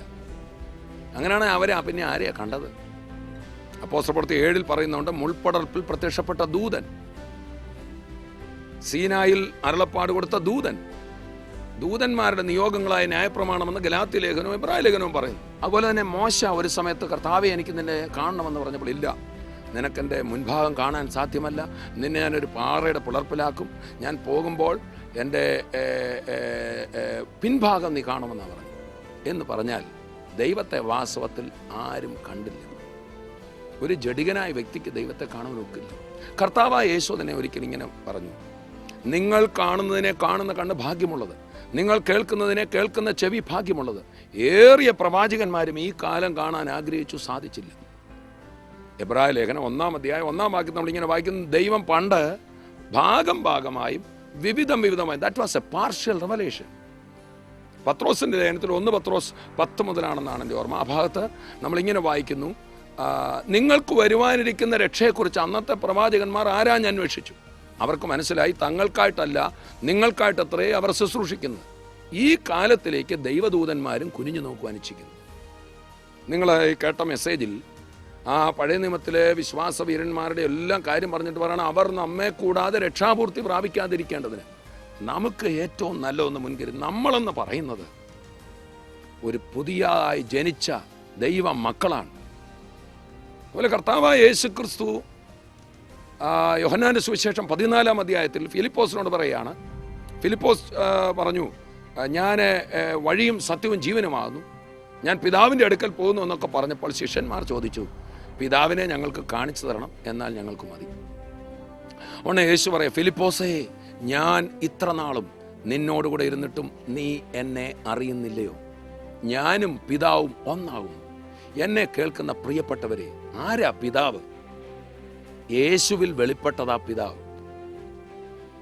പല്ലിന് പകരം പല്ലെന്നും കണ്ണിന് പകരം കണ്ണെന്നും മോശ പറയുമ്പോൾ അത് നിയമപ്രകാരം ഇടപെട്ട നിയമത്തിന് ആരെയും രക്ഷിക്കാൻ കഴിയില്ല. പാപിയെ പിടിച്ചു വെക്കാൻ. അതുകൊണ്ടാണ് തിമോഥെയോസിന്റെ ലേഖനത്തിൽ പറഞ്ഞ ന്യായപ്രമാണോ നീതിമാന് വേണ്ടിയുള്ളതല്ല. അഭക്തൻ, മാതൃഹന്താക്കൾ, പിതൃഹന്താക്കൾ, കുലപാതകന്മാർ, ഇങ്ങനെ പഥ്യോപദേശത്തിന് വിരുദ്ധമായി നമ്മളാരും ശരിയായിട്ട് ജീവിക്കാൻ പോകുന്ന ആരും തിരക്കുന്നില്ല. ഇവിടെ കൊലക്കുറ്റത്തിന് എന്ത് ശിക്ഷയുണ്ടെന്ന്, എന്നാൽ കൊലപാതകി അതിന് തിരക്കുന്നുണ്ട്. അങ്ങനെ രൂപാന്തരമില്ലാത്ത, വീണ്ടും ജന്മമില്ലാത്തൊരു വ്യക്തിയെ നടത്തണമെങ്കിൽ നിയമം വേണം. ഗൾഫ് രാജ്യങ്ങളിൽ കുറ്റവാസന വളരെ കുറവാണ്. അതിന്റെ കാരണം എന്താ? അവിടെയുള്ളവർ നല്ലവരായതുകൊണ്ടല്ല, നിയമം കഠിനമാണ്. അപ്പം നിയമം കഠിനമാക്കുന്ന ആർക്ക് വേണ്ടിയാ? ഏറ്റവും അഴുക്ക് മനുഷ്യർക്ക് വേണ്ടിയാ. അവർ നല്ലതായിട്ടൊക്കെ ജീവിക്കും. എന്നാൽ അങ്ങനെ അല്ലാത്തൊരു പുതിയ ഉടമ്പടി, പുതിയ നിയമം യേശു സ്ഥാപിച്ചു. പരിശുദ്ധാത്മാവിനാൽ ഹൃദയപരിച്ഛേദന നൽകി, ഹൃദയ രൂപാന്തരം. ഒരു നിയമവും ഇല്ലാതെ തന്നെ നമ്മൾ നല്ല വഴിയിൽ നടക്കും. അതാ പരിശുദ്ധാത്മാവിൻ്റെ യുഗം. അതാണ് വീണ്ടും ജനിച്ചവരുടെ കാലം. നാം ദാസന്മാരല്ല, നമ്മൾ മക്കളാണ്. നിങ്ങൾ ബുദ്ധിയില്ലാത്ത കുതിരയും കോവർ കഴുതയും പോലെ ആകരുത്. അവയുടെ ചമയങ്ങളായ മുഖപ്പട്ടയും കടിഞ്ഞാണും കൊണ്ട് അവയെ അടക്കി വരുന്നു. നമ്മളെ അങ്ങനെ അല്ല ദൈവം നടത്തുന്നത്. അതുകൊണ്ടാണ് റോമാലേഖനം 8-ാം അധ്യായത്തിൻ്റെ 14-ാം വാക്യത്തിൽ നമ്മൾ ഇങ്ങനെ വായിക്കുന്നു: ദൈവാത്മാവ് നടത്തുന്നവരേവരും ദൈവത്തിൻ്റെ മക്കളാവുന്നു. ദൈവാത്മാവിനാൽ നിങ്ങൾ നടത്തപ്പെടുന്നെങ്കിൽ നിങ്ങൾ ഇനി ന്യായപ്രമാണത്തിന് കീഴിലല്ല. You are no more under the law. നിയമമല്ല നിങ്ങളെ നടത്തുന്നത്. പരിശുദ്ധാത്മാവിനാൽ നടത്തപ്പെടുന്നവരാണ് ദൈവമക്കൾ. അഥവാ കർത്താവായ യേശു ക്രിസ്തുവിലാണ് പിതാവ് വെളിപ്പെട്ടത്. പഴയ നിയമകാലത്ത് പിതാവിനെ നമുക്ക് കാണാൻ സാധിക്കില്ല. അതുകൊണ്ടാണ് യോഹന്നാൻ പറഞ്ഞത്, തൻ്റെ മടിയിലിരിക്കുന്ന ഏകജാതനായ പുത്രൻ പിതാവിനെ വെളിപ്പെടുത്തിയിരിക്കുന്നു. പല്ലിന് പകരം പല്ലെന്ന് പറഞ്ഞാൽ അല്ല പിതാവ്, അത് പിതാവ് തന്നെയാണ്. അത് പാർഷ്യലായി ഇസ്രായേലിന് വെളിപ്പെട്ടതാണ്. എന്നാൽ അവൻ വന്നിട്ട് പറഞ്ഞു, നിങ്ങളുടെ ഒരു ജഗടത്ത് അടിക്കുന്നവനും മറു ജഗട് കാണിച്ചു കൊടുക്കും എന്ന് പറഞ്ഞത് ആ പിതാവ്. കുഷ്ഠരോഗിയെ പുറത്താക്കുമെന്ന് പറഞ്ഞതല്ല, കുഷ്ഠരോഗിയെ തൊട്ടതാണ് പിതാവ്. അതാണ് യേശു. ആ പിതാവിൻ്റെ മക്കളാണ് നമ്മൾ. ആ യേശുവിലാണ് പിതാവ് വെളിപ്പെട്ടത്. അത് നമ്മളൊന്ന് ഗ്രഹിക്കുമ്പോൾ നമ്മുടെ സഭകൾ ക്രിസ്തുവിനെ ഒന്ന് പ്രസംഗിക്കാൻ തുടങ്ങിയിരുന്നെങ്കിൽ, നമ്മുടെ സഭകളിൽ യേശു ഒന്ന് നിറഞ്ഞിരുന്നെങ്കിൽ, ലവോദിക്ക സഭയുടെ വാതിൽക്കൽ നിന്നുകൊണ്ട് അവൻ മുട്ടുക. ഞാൻ വാതിൽക്കൽ നിന്ന് മുട്ടുന്നു, ആരെങ്കിലും എൻ്റെ ശബ്ദം ഒന്ന് കേട്ടിരുന്നെങ്കിൽ വാതിൽ തുറന്നെങ്കിൽ ഞാൻ അകത്ത് വന്നേരും. അതുകൊണ്ട് ദൈവത്തിൻ്റെ മക്കളെ, ആ പഴയ നിയമത്തിലെ ആൾക്കാർ അവരുടെ സ്ഥാനത്ത് അവർ ബെസ്റ്റായിരുന്നു. അവർ ചെയ്യേണ്ടത് ചെയ്തു. പക്ഷെ അവരെല്ലാം കാത്തിരുന്നത് പുത്രൻ്റെ ദിവസമാണ്. അതുകൊണ്ട് എന്നെ കേൾക്കുന്ന നിങ്ങൾ യേശുവിനെ സ്വീകരിക്കുമ്പോൾ അവരിലെല്ലാം ശ്രേഷ്ഠനായ വ്യക്തിയായിട്ട് മാറുകയാണ്. അവരിലെല്ലാം ഉന്നത സ്ഥാനത്തെത്തുകയാണ്. കൂട്ടവകാശിയായി മാറുകയാണ്. അബ്ബാ പിതാവേ എന്ന് വിളിക്കുന്ന സ്വപുത്രൻ്റെ ആത്മാവിനെ നമുക്ക് തരികയാണ്. നോക്കുക, ദാസ്യത്വത്തിൻ്റെ ആത്മാവ് കിട്ടിയ ആ മുടിയനായ പുത്രൻ മടങ്ങി വന്നപ്പോൾ അവൻ ദാസനായി വരാൻ ആഗ്രഹിച്ചെങ്കിലും അവനെ പുത്രത്വ പദവിയിൽ ചേർത്ത അതേ പിതാവിൻ്റെ സ്നേഹമാണ്. പ്രിയപ്പെട്ടവരെ, യേശുവിൽ വിശ്വസിക്കുന്നവർ ദൈവ മക്കളാണ്. അവരെ ഒരു അതിരും ബന്ധിക്കാൻ സാധ്യമല്ല. അവരുടെ അകത്തൊരു പുതിയ സൃഷ്ടിയുണ്ട്. അവർ ഉന്നതന്മാരാണ്. അവർക്ക് ഉന്നതമായി ചിന്തിപ്പാൻ സാധിക്കും. അവർ ദൈവത്തെ പോലെ ചിന്തിക്കുന്നവരാണ്, ദൈവത്തെ പോലെ നടക്കുന്നവരാണ്. ആ ഒരു വിളിയാണ് നിങ്ങളുടെ മേൽ തന്നിരിക്കുന്നത്. അത് വ്യക്തമായിട്ട് നമുക്കൊന്ന് മനസ്സിലാക്കാം. യേശു ക്രിസ്തുവിൻ്റെ ആ കൊടുത്ത അതേ പുത്രത്വം, അതാണ് നമ്മളെ സഹോദരന്മാരെന്ന് വിളിപ്പാൻ അവൻ ലജ്ജിക്കുന്നില്ല എന്ന് എബ്രായ ലേഖനം 2-ാം അധ്യായത്തിൽ വായിക്കുന്നു. ക്രിസ്തു ഇവിടെ നടന്നതുപോലെ തന്നെ ക്രിസ്തുവിൻ്റെ മനസ്സുള്ളവരായി, ക്രിസ്തുവിൻ്റെ ജയമുള്ളവരായി, ക്രിസ്തുവിൻ്റെ അതേ ഉന്നത ചിന്തയിൽ ക്രിസ്തുവിനെ പോലെ നടക്കുവാൻ അവൻ നിങ്ങളെ വിളിച്ചിരിക്കുക. ക്രിസ്തുവിനെ എന്തെങ്കിലും പരാജയപ്പെടുത്തുമോ? ഇല്ല, നിങ്ങളെയും പരാജയപ്പെടുത്തില്ല. ക്രിസ്തു എവിടെയും കണ്ട് പതറുമോ? നിങ്ങളും പതറില്ല. നിങ്ങളിലുള്ളവൻ ഈ ലോകത്തുള്ളവനേക്കാൾ വലിയവനാകും. ആ മർമ്മം കൊലോസ്യ ലേഖനം 1-ാം അധ്യായത്തിൽ നമ്മൾ വായിക്കണം. ആ മർമ്മം മഹത്വത്തിൻ്റെ പ്രത്യാശയായ ക്രിസ്തു നിങ്ങളിൽ ഇരിക്കുന്നു എന്നുള്ളതിന് അവനെ ഞങ്ങൾ അറിയിക്കുന്നതിൽ ഏത് മനുഷ്യനെയും ക്രിസ്തുവിൽ തികഞ്ഞവന്. ആരെയാണ് ഞങ്ങൾ അറിയിക്കുന്നത്? നിങ്ങളുടെ ഉള്ളിലിരിക്കുന്ന ക്രിസ്തുവിനെ. സ്വർഗത്തിൽ ഇപ്പോൾ ഇരിക്കുന്ന ക്രിസ്തുവല്ല, ചരിത്രത്തിൽ വന്ന ക്രിസ്തുവല്ല, ഇനി രണ്ടാമത് വരാൻ പോകുന്ന ക്രിസ്തുവല്ല. അതെല്ലാം ഉള്ളതാ. എന്നാൽ നിങ്ങളിലുള്ള ക്രിസ്തുവിനെ നിങ്ങൾ അറിഞ്ഞെങ്കിലേ ഈ ലോകത്ത് വെച്ചൊരു ജയജീവിതം നയിപ്പാൻ സാധിക്കുള്ളൂ. അതാണ് ഈ നിങ്ങളോട് അറിയിക്കുവാൻ ഞങ്ങൾ ബന്ധപ്പെടുന്നത്. ഒന്ന് അറിയുവാനായി, ഹൃദയദൃഷ്ടി ഒന്ന് പ്രകാശിക്കുവാനായി പ്രാർത്ഥിച്ചാട്ടെ. ഒരു നിമിഷം നമുക്ക് ചേർന്ന് പ്രാർത്ഥിക്കാം. പിതാവേ, എന്നെ കേട്ടുകൊണ്ടിരിക്കുന്ന ഈ ഓരോ മക്കൾക്ക് വേണ്ടി ഞാൻ പ്രാർത്ഥിക്കുന്നു. ഉയർത്തെഴുന്നേറ്റ ക്രിസ്തു അവരുടെ ഹൃദയങ്ങളിൽ ഉണ്ടെന്നുള്ളത് തിരിച്ചറിയുവാൻ, കർത്താവേ, ഈ ലോകത്ത് യേശു നടന്നതുപോലെ തന്നെ ജയത്തിൽ നടക്കുവാൻ, വെള്ളത്തിന് മുകളിൽ നടക്കുവാൻ, ഒന്നിനെയും കണ്ട് പതർന്നവരായിട്ടല്ല, കാറ്റെ അടങ്ങുക, കടലെ ശാന്തമാകുക എന്ന് ക്രിസ്തുവിനോട് ചേർന്ന് പറയുന്ന ശക്തന്മാരായി, ജയാളികളായി, അതിരുകളെ തകർക്കുന്നവരായി എൻ്റെ യേശുവേ, അവിടുന്ന് ഈ ലോകത്ത് വന്നപ്പോൾ അവിടത്തേക്ക് വെച്ച എല്ലാ അതിരുകളെ അവിടുന്ന് ബന്ധിച്ചല്ലോ. ശാബത്ത് ദിവസം അത് ചെയ്യാൻ പാടില്ല, ഇന്നത് ചെയ്യാൻ പാടില്ല എന്നെല്ലാം പറഞ്ഞ് അനേകർ ബന്ധിച്ചെങ്കിലും കർത്താവെ, അവിടുന്ന് അതിനെല്ലാം പൊട്ടിച്ച് പിതാവിൻ്റെ മഹത്വം വെളിപ്പെടുത്തിയതുപോലെ ഈ മക്കളുടെ ജീവിതത്തിലൂടെ മഹത്വം വെളിപ്പെടട്ടെ. അവരുടെ ജീവിതത്തിനെതിരെ ബന്ധിച്ചു വെച്ച സകല ബന്ധനങ്ങളും അഴിയട്ടെ. അവരുടെ മനസ്സുകൊണ്ട് ബന്ധിച്ച ബന്ധനങ്ങൾ, നിനക്ക് ഇത്ര വർഷമേ ജീവിക്കാനൊക്കത്തുള്ളൂ ജാതകമോ മറ്റ് അന്ധവിശ്വാസങ്ങളോ ബന്ധിച്ച ബന്ധനങ്ങൾ, അല്ലെങ്കിൽ മനുഷ്യർ നിനക്ക് ഗുണം പിടിക്കുകയില്ലെന്ന് പറഞ്ഞ് ശപിച്ച ബന്ധനങ്ങൾ എല്ലാം പൊട്ടി. ഇവരെ ക്രിസ്തു എന്തിനു വേണ്ടി അയച്ചോ, എന്നെ കേൾക്കുന്ന ഈ മകനെ ഈ മകളെ യേശു എന്തിനു വേണ്ടി അയച്ചോ അതവരിൽ സംഭവിക്കട്ടെ. ആത്മീയമായി, ശാരീരികമായി, മാനസികമായി, വിദ്യാഭ്യാസത്തിൽ, ബിസിനസ്സിൽ, ജോലിയിൽ, ശുശ്രൂഷയിൽ എന്തിന് കർത്താവ് അവരെ വിട്ടോ അതിൻ്റെ 1 ഡിഗ്രി പോലും കുറയാൻ പാടില്ല. യേശുവിൻ്റെ നാമത്തിൽ ഞാൻ അവരെ അനുഗ്രഹിക്കുകയാണ്. ഇപ്പോൾ തന്നെ അനുഗ്രഹിക്കുന്ന അഭിഷേകം, അതിരുകളെ പൊട്ടിക്കുന്ന അഭിഷേകം, ആ ശിഷ്യന്മാരെ റോമൻ ഗവൺമെൻറ്റിൻ്റെ അതിരുകളെ പൊട്ടിച്ച് ലോകത്തിൻ്റെ അറ്റത്തോളം കൊണ്ടുപോയ അതേ അഭിഷേകം ഈ മക്കളുടെ മേൽ വ്യാപരിക്കട്ടെ. ഞാൻ അവരെ അനുഗ്രഹിക്കുന്നു. ഇപ്പോൾ തന്നെ അവരെ ബന്ധിക്കുന്ന രോഗക്കെട്ടുകൾ വിട്ടുമാറുവാൻ ഞാൻ കൽപ്പിക്കുന്നു. യേശുവിൻ്റെ നാമത്തിൽ അലർജി വിട്ടുമാറട്ടെ. യേശുവിൻ്റെ നാമത്തിൽ തലവേദനകൾ വിട്ടുമാറട്ടെ. യേശുവിൻ്റെ നാമത്തിൽ അയ്യോ ഈ രോഗം എനിക്കൊരു ശാപമാണല്ലോ, എനിക്ക് മുമ്പോട്ട് പോകാൻ സാധിക്കുന്നില്ലല്ലോ, ഞാൻ മരിച്ചു പോകുമെന്ന് ഭയപ്പെടുന്ന രോഗബന്ധനം ഇപ്പോൾ അഴിയട്ടെ. യേശുവിൻ്റെ നാമത്തിൽ വിടുതൽ ഞാൻ കൽപ്പിക്കുകയാണ്. ഈ കുടുംബത്തിലെ ഞാൻ അനുഗ്രഹം കൽപ്പിക്കുകയാണ്. ആ കുടുംബത്തിൻ്റെ അവസ്ഥ മാറട്ടെ. നസ്രായനാം യേശുവിൻ്റെ നാമത്തിൽ ഈ കുടുംബത്തെ ഞാൻ അനുഗ്രഹിക്കുന്നു. മക്കളെ അനുഗ്രഹിക്കുന്നു. തകർച്ച മാറട്ടെ. കർത്താവെ മരിച്ചാൽ മതി എന്ന് ചിന്തിക്കുന്ന വ്യക്തിയോട് ഇപ്പോൾ തന്നെ കർത്താവ് ഇടപെടണമേ. ഞാൻ മരിക്കയില്ല, ജീവനോടിരിക്കുമെന്ന് പറയുവാൻ കർത്താവിൻ്റെ കൃപ വ്യാപരിക്കണം. അവരെ അനുഗ്രഹിക്കുന്നു. പ്രാർത്ഥന ഘട്ടത്തിനായി നന്ദി, യേശുവിൻ നാമത്തിൽ തന്നെ. ആമേൻ. നിങ്ങൾ സൂര്യ ടി വിയിൽ നമ്മുടെ പ്രോഗ്രാം സ്ഥിരം കാണുന്നുണ്ടെന്ന് ഞാൻ വിശ്വസിക്കുന്നു. എല്ലാ വ്യാഴാഴ്ചയും രാവിലെ 6:30 മുതൽ 7 വരെയാണ് നമ്മുടെ പ്രോഗ്രാം. മറ്റുള്ളവരോട് പറയാൻ മറക്കരുത്. മാത്രമല്ല ഹെവൻലി ഫീസ്റ്റ് ഗ്ലോബൽ വർഷിപ്പ് സെൻറ്ററിൽ പ്രിയപ്പെട്ടവരെ ഞങ്ങൾ ആരുമല്ല ചെയ്യുന്നത്, പരിശുദ്ധാത്മാവ് ഇറങ്ങി നിൽക്കുകയാണ്. രോഗികൾ സൗഖ്യമാകുന്നു, അത്ഭുതങ്ങൾ നടക്കുന്നു. വരൂ, നമുക്ക് ഈ ദിവസങ്ങൾ ഒന്നിച്ച് ആരാധിക്കാം. എല്ലാ ഞായറാഴ്ചയും ഇവിടെ ആരാധനയുണ്ട്, വെള്ളിയാഴ്ച ഉപവാസ പ്രാർത്ഥനയുണ്ട്, മറ്റ് പല സ്ഥലങ്ങളിൽ ശുശ്രൂഷകൾ നടക്കുന്നു. നിങ്ങൾ ഈ VCD നിങ്ങളിത് വാങ്ങിയപ്പോൾ അതിനൊരു ചെറിയ മാർജിനേ ഉള്ളൂ. ആ മാർജിൻ നമ്മുടെ TV പ്രോഗ്രാമിന് പോകുന്നു. മാത്രമല്ല നിങ്ങളത് കണ്ട ശേഷം മറ്റുള്ളവർക്ക് കൊടുക്കണം, കാണിക്കണം. എല്ലാവരും അനുഗ്രഹിക്കപ്പെടട്ടെ. നിശ്ചയമായിട്ട് നിങ്ങൾ പതറരുത്. നിങ്ങളുടെ ജീവിതത്തിൽ എന്ത് പ്രശ്നമുണ്ടെങ്കിലും ഞാൻ പറയട്ടെ, പതറരുത്. അതിനൊരു നീക്കുപോക്കുണ്ട്. യേശു ജീവിക്കുന്നു. അവൻ വേഗം വരാൻ പോകുകയാണ്. അവന് വേണ്ടി നമുക്ക് നിൽക്കാം. ദൈവം നമ്മെ അനുഗ്രഹിക്കട്ടെ. God bless you.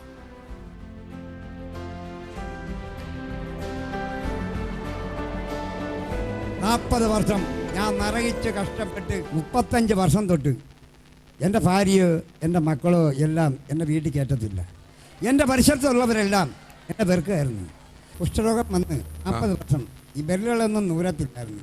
വിരലുകൾ നൂരത്തില്ലായിരുന്നു. ഇങ്ങനെയായിരുന്നു. ഇങ്ങനെയായിരുന്നു.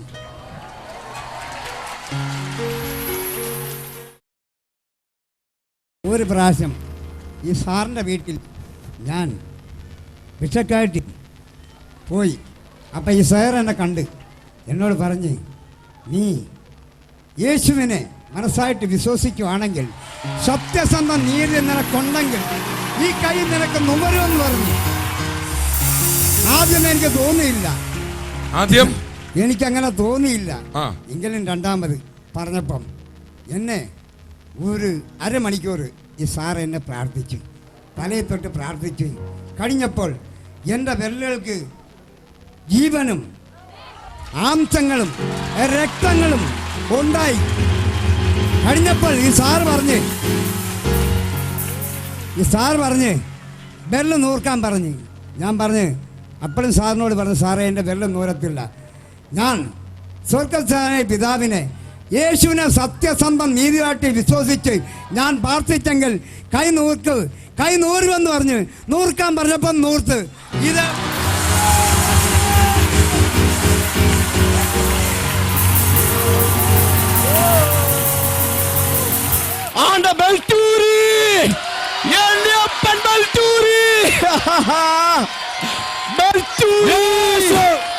അവൻ ഊരിക്കുന്നവനാണ്.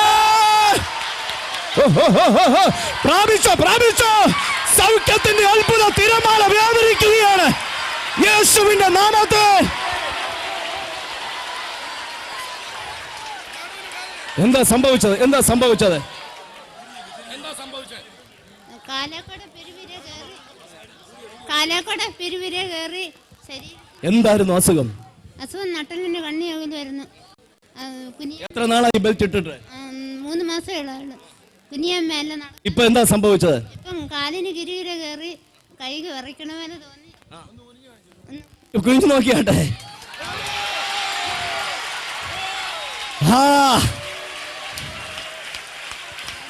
ഈ സാധനം വിളിച്ചറിയിക്കുന്ന കാര്യം എന്താണെന്നറിയാമോ? എന്റെ യേശു ജീവിക്കുന്നു, എന്റെ യേശു ജീവിക്കുന്നു, അവൻ എന്നെ തൊട്ടു. എനിക്ക് വയറ്റില്ല. ഞാൻ 4 years കൊണ്ട് മരുന്ന് കഴിക്കുന്നുണ്ടായിരുന്നു. അപ്പം മാവേലിക്കര തങ്കു ബ്രദർ വന്നപ്പോൾ ഞാൻ പ്രാർത്ഥനയ്ക്ക് പോയിരുന്നു. അന്ന് എന്നോട് പറഞ്ഞു ദേഹത്ത് കൈവച്ച് പ്രാർത്ഥിക്കാൻ പറഞ്ഞു. പിന്നെ ഇന്ന് വരെ എനിക്ക് ആ അസുഖം വന്നിട്ടില്ല. മാവേലിക്കര മീറ്റിംഗിൽ തങ്കു ബ്രദർ കരം വെച്ച് പ്രാർത്ഥിച്ചിട്ട് പറഞ്ഞു, വരവരച്ചിട്ട് പറഞ്ഞു, ഇനി അൾസർ നിന്റെ ജീവിതത്തിൽ ഉണ്ടാകത്തില്ല. നീ വരച്ചാൽ അത് തന്നെ സംഭവിക്കും. ഈ സഹോദരിയുടെ മകള് ഡോക്ടറാണ്. ടെസ്റ്റ് ചെയ്തപ്പോൾ അവിടെ അൾസർ ഇല്ല. ഹല്ലേലൂയ. എന്താ എത്ര നാളായി? 8 വർഷമായിട്ട് കാലിന് വേദനയായിരുന്നു. ഇപ്പൊ എന്താ സംഭവിച്ചേ? ഇപ്പൊ കാലിന് മുട്ട് ഉറപ്പാണോ? എന്നാ ഒന്ന് മടക്കി കാണിച്ചേ.